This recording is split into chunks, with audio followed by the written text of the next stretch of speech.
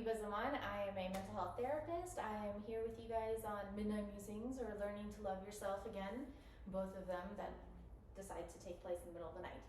I'm here with Kaylin. She's also a licensed therapist, and she's going to be hanging out with me for the next 5 minutes or so. This is going to be a short one, hopefully. On codependency is going to be the proper terminology for it, but in other words, how not to be a doormat. Yes, that doormat. It's so cute out there in front of your door. Seems like you're helping others. It gives a presentation that you're doing right by others. But are you really to yourself? Yes. And empathy. You know, one of the things we all in the helping profession we struggle with is we understand. Right? We understand because we do understand. We study human beings. We study human nature. We study why we do what we do and why other people do what they do. We spend all day, every day, accepting our clients, accepting our friends, accepting our loved ones for who they are and being where they are, and radical acceptance of all of that, giving radical love and all these other terms you see all over social media. There's so much where they are. Sarcasm today with us. It's like, are we serious? But we do. We are programmed to believe in these things, and we actually do believe in these things because we believe in helping people change, and we believe in helping you get to where you need to be, and being the best version of yourselves. But we blur the line of being helpers versus being enablers versus being the doormat. Yes. The doormat is like the last one there. It's the worst one to have. I think when we're thinking about doormat and how we're helping others, like metaphorically, I think about when they're walking into the house, you're still tracking in mud. So you're really not helping because you're just bringing it in, and it's like, oh, well, it's okay. As the therapist, an empathetic person, I'll just clean it up. Like, it's okay. Like, I understand that it's raining outside literally right now. So as I understand, it's raining outside, it's muddy, it's this, I'll just clean it up. And we have this expectation that this doormat will continue to be the buffer. It will eventually make them clean their shoes properly to where they stop bringing in the mess. But it just doesn't happen. It's not a thing. It's really not. And it's not because people are not capable of change. It's not that. It's twofold, in my opinion. Yeah. And we're just doing opinions right now.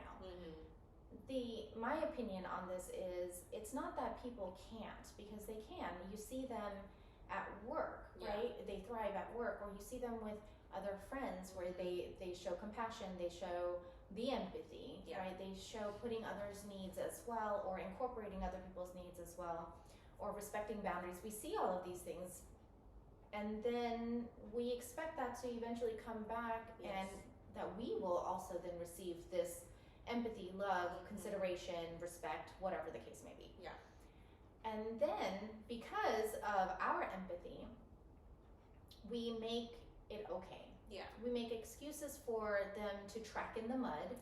Because they've got the trauma and the rainstorm and all of the winds that blew everything onto their skin or whatever. And they're coming in with that. And we understand because that's what we do. Right? We're taught to be flexible. We're taught to be loving. We're taught to be understanding. And sometimes we've been there. We've been muddy. Right. Sometimes we relate in that way, of the empathy being that way. I've been muddy before. It's okay. I got cleaned up. And then that extra understanding and that expectation becomes you'll get cleaned up too. Right. So we kind of eventually. Right. But the problem with that is we're teaching them what we're willing to tolerate. Right. From the very beginning. If there's not an ending in sight. Everyone has their seasons, right?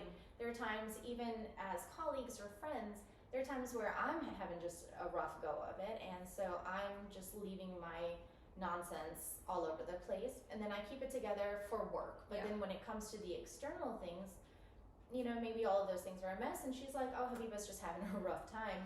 And so she's more helpful, right? But then the difference here is that then when it's her season, then I'm there. And we're talking about the situations where when is it your turn? Like when do you say, okay, at what cost? Right? Because it's costing you every time you're mopping and cleaning up after somebody else's mess, because you're being loving and understanding, it's costing you, and that's the cost that becomes the codependency. That's how I define codependency.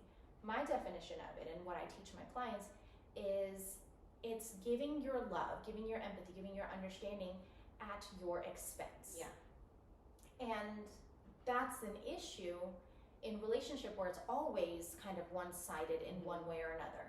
Or yeah, sometimes they do this, and this, and well, they're nice sometimes, or they'll grab the groceries sometimes, or you know, they did clean up after themselves that time, or they offered to do this with somebody else some other time. There's always these but they're it's not really like this. right. They're not really like, because we need that hope to continue this dynamic, to you know, to be able to tolerate it. So we come up with defense mechanisms of rationalizing that the little crumbles of whatever that they're giving is enough. So I'm going to invite you to ask yourself, look at your relationships, look at what you're giving, and is it coming back in the same way? Or do you feel like you continue to give at your own expense? You take care of them even though you're not taking care of yourself. You are staying up to listen to them even though they don't really stay up to listen to you.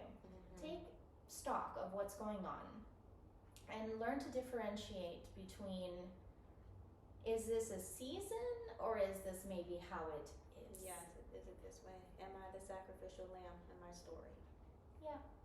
So a bit bah humbug and lots of sarcasm today.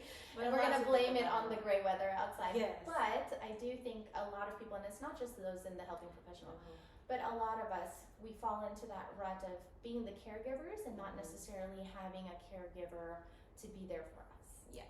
All right. So Lots thanks for listening. Thanks, guys, and good luck with everything. Yes. We'll talk soon.